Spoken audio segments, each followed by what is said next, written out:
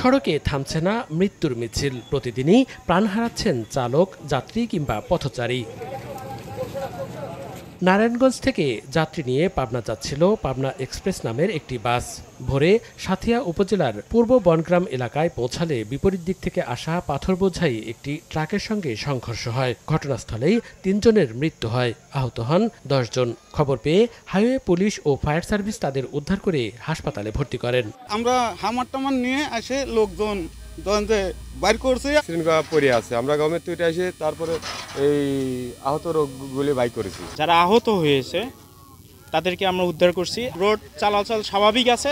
এদিকে শুক্রবার সকালে সাতক্ষীরার আশাশুনি সড়কের দহকোলা মোড়ের সামনে চাকা ভেঙে রাস্তার উপর পড়ে যায় একটি ভ্যান। পেছন থেকে আসা পিকআপ চাপা দিলে ঘটনাস্থলেই ভ্যান চালকের মৃত্যু হয়, আহত হন ভ্যানের এক যাত্রী।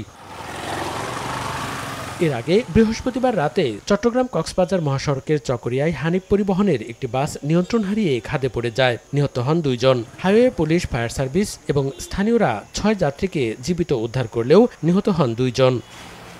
মনিরুজ্জামান প্রান্ত, সময় সংবাদ।